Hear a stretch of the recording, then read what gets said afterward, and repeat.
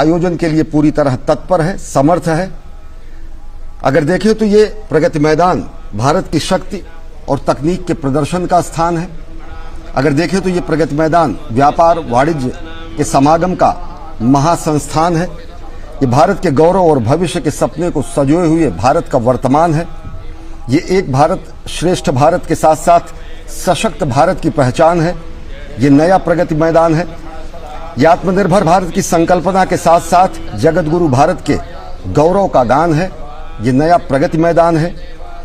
ये उन्नत प्रौद्योगिकी की अभिव्यक्ति और नवोदित नवाचार का व्याख्यान है। ये नया प्रगति मैदान है। साथ ही साथ ये नए भारत के सामर्थ्य, शक्ति, स्वाभिमान का महागान है।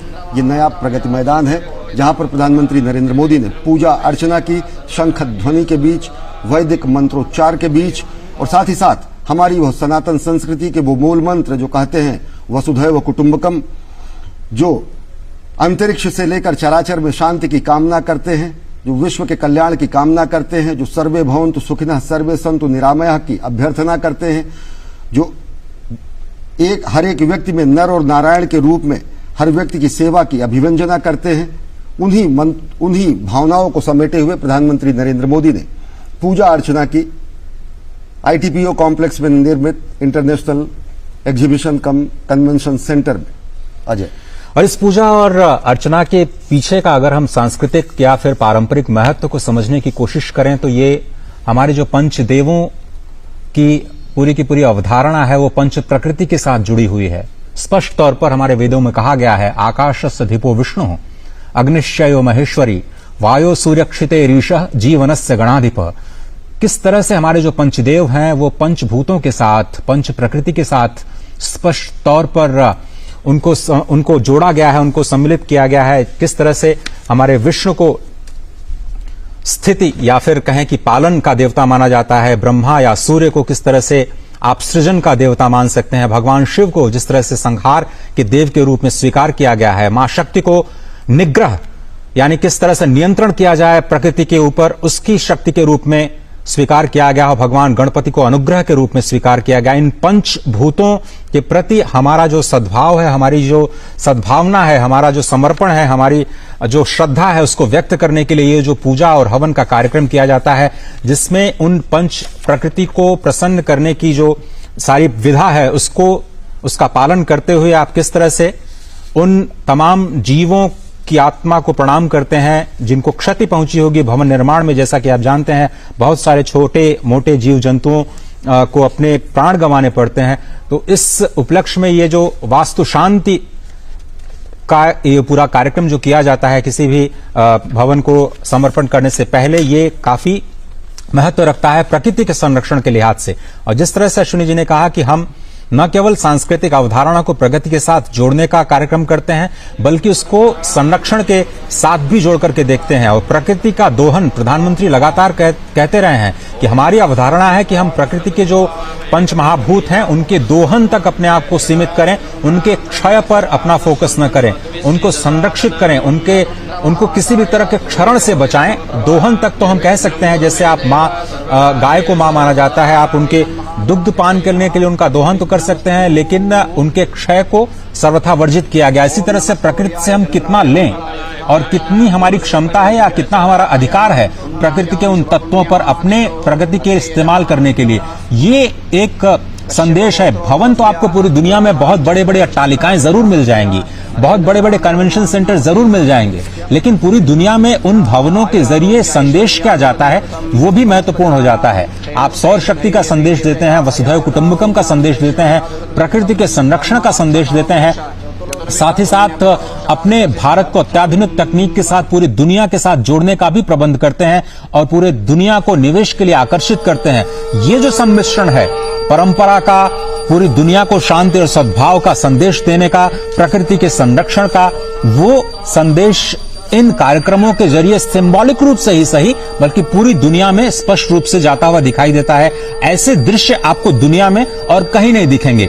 आपको भवन जरूर दिख जाएंगे, अट्टालिकाएं जरूर दिख जाएंगी, बड़े बड़े सेंटर्स, कन्वेंशन सेंटर्स, बड़ी बड़ी क्षमता वाले मशीनरी और इंडस्ट्री 4.0 की क्षमता वाले बड़े अत्याधुनिक तकनीक के साथ में मशीनरी या फिर फैक्ट्री जरूर दिख जाएंगी, लेकिन इस तरह का संदेश आपको दिखाई नहीं देगा जहां पर सभी के कल्याण की भावना और प्रकृति के संरक्षण की भावना उसमें समाहित हो। अजय, जब हम ये दृश्य देखते हैं तो निश्चित तौर से ये केवल विधि विधान से पूजा अर्चन ही नहीं है, ये राष्ट्र का चिंतन है, ये राष्ट्र का अभिवादन है, ये राष्ट्र का अर्चन है। और अगर देखें तो कहा गया है कि तन से, मन से, धन से, तन मन धन जीवन से हम करें राष्ट्र आराधन। अंतर से, मुख से, कृति से, निश्चल हो निर्मल मति से, श्रद्धा से, मस्तक नति से हम राष्ट्र करें अभिवादन। हम हंसते शैशव से, अपने खिलते यौवन से, प्रौढ़ता पूर्ण जीवन से हम करें राष्ट्र का अर्चन। अपने अतीत को पढ़कर, अपना इतिहास उलटकर, अपना भवितव्य समझकर हम करें राष्ट्र का चिंतन। जब प्रधानमंत्री नरेंद्र मोदी कहीं न कहीं राष्ट्र निर्माण की बात करते हैं तो उसमें राष्ट्र चिंतन समाहित होता है, राष्ट्र का पूजन समाहित होता है, राष्ट्र का अभिवादन समाहित होता है, राष्ट्र का अर्चन समाहित होता है। और वही चिंतन, मनन, पूजन, अभिवादन, अर्चन और राष्ट्र निर्माण की परंपरा को आगे बढ़ाते हुए इस समय आप देख रहे हैं प्रधानमंत्री नरेंद्र मोदी ने विधिवत पूजा अर्चना की। पत्र फल और पुष्प जल से, भावना ले हृदय तल से, प्राण के पल पल विपल से आज आराधन करें। विश्व गुरु तो एक भारत श्रेष्ठ भारत और सशक्त भारत की बेहद बेहद तस्वीर आपने देखी और शाम 6 बजे ये कन्वेंशन सेंटर देश को समर्पित कर दिया जाएगा। इसी के साथ रुकेंगे एक छोटे से ब्रेक के लिए, जल्द हाजिर होंगे। खबरों का सिलसिला ब्रेक के बाद दी जाएगा।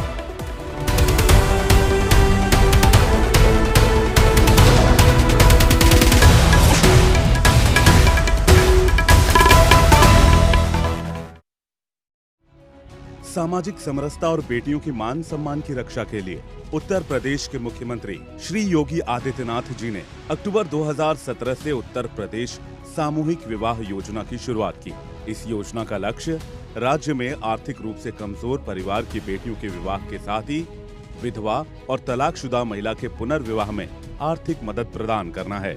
मुख्यमंत्री सामूहिक विवाह योजना के अंतर्गत 2 लाख से अधिक बालिकाओं की शादी तब तक संपन्न हुई है। इस योजना के तहत लाभार्थी बेटियों के विवाह पर सरकार कुल 51,000 रुपए की आर्थिक मदद देती है। निकाह हुआ, अच्छा लगा और आशीर्वाद भी दिए हैं और बहुत सामान भी मिला, हम बहुत खुश भी हैं।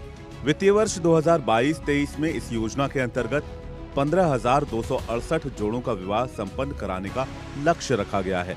योगी आदित्यनाथ सरकार की इस योजना की यही पहचान, बढ़ता रहे बिटिया का मान।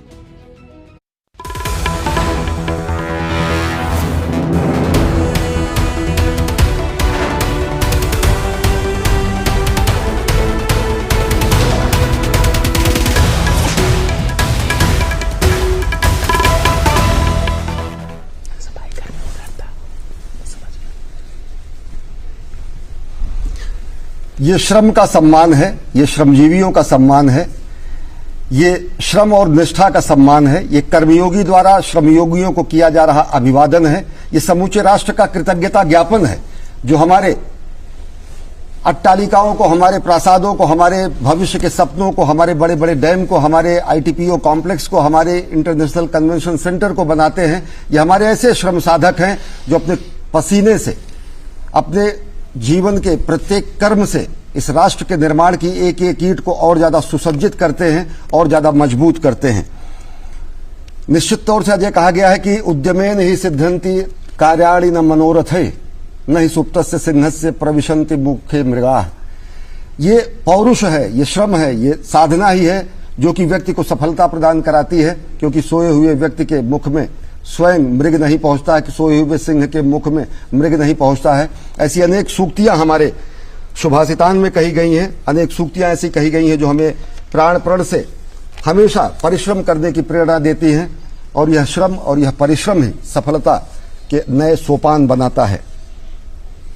और इन्हीं श्रमजीवियों ने मूर्त रूप दिया है उस कल्पना को जिसमें प्रधानमंत्री मोदी को लगा कि भारत में भी एक अंतर्राष्ट्रीय स्तर का कन्वेंशन सेंटर होना चाहिए, एग्जीबिशन सेंटर होना चाहिए, और कैसे उसको भारत की संस्कृति और परंपरा के साथ जोड़ते हुए इस भवन